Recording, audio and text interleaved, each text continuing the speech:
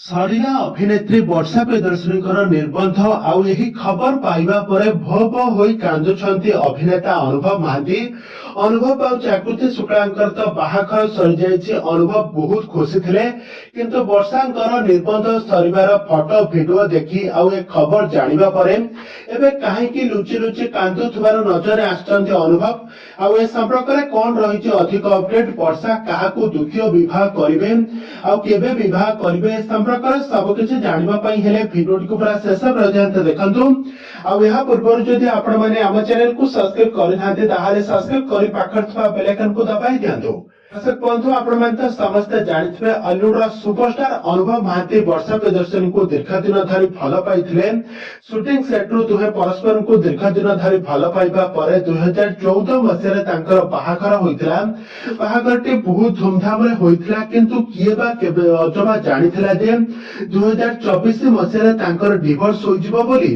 ଦୁହେଁ ପରସ୍ପରଙ୍କୁ ଦୀର୍ଘ ଦିନ ଧରି ଭଲ ପାଉଥିଲେ। ଏତେ ନିବିଡ଼ ସମ୍ପର୍କରେ ତାଙ୍କ ସମ୍ପର୍କ ଡୋରି ଏତେ ଶୀଘ୍ର ଛିଣ୍ଡିଯିବ ବୋଲି କେହି ବି କେବେ ବି ଭାବି ନଥିଲେ। ଦୁହେଁ ପରସ୍ପରଙ୍କ ଠାରୁ ତାଙ୍କର ଭଲ ପାଇବାରେ କମିଯିବାରୁ ତୀବ୍ରତା ଲାଗିବା କାରଣରୁ ଦୁହେଁ କୋର୍ଟର ଦ୍ୱାରସ୍ଥ ହୋଇଥିଲେ। ଆଉ ଏହାପରେ ଦୁହେଁ ପରସ୍ପରଙ୍କ ଠାରୁ ଅଲଗା ହୋଇଯାଇଥିଲେ।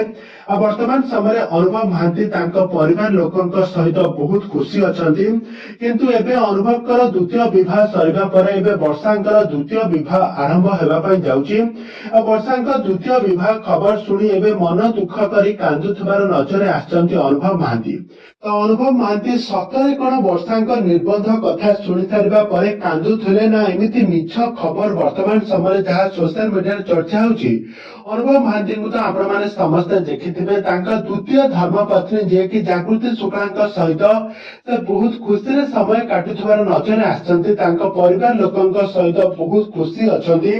ପ୍ରଭୁ ଜଗନ୍ନାଥଙ୍କର ଦର୍ଶନ କରି ତାଙ୍କ ବୈବାହିକ ଜୀବନ ଖୁସିରେ କାଟିବ ବୋଲି ନିଷ୍ପତ୍ତି ନେଇଛନ୍ତି। କିନ୍ତୁ ବର୍ଷାଙ୍କ ଦ୍ୱିତୀୟ ବିବାହ ଖବର ଶୁଣି ସାରିବା ପରେ ଏମିତି କାହିଁକି କାନ୍ଦୁଛନ୍ତି ଅନୁଭବ, ଏ ସମ୍ପର୍କରେ କଣ ରହିଛି ଆପଣମାନଙ୍କର ମତାମତ ନିହାତି ଭାବରେ କମେଣ୍ଟ ବକ୍ସରେ କମେଣ୍ଟ କରନ୍ତୁ।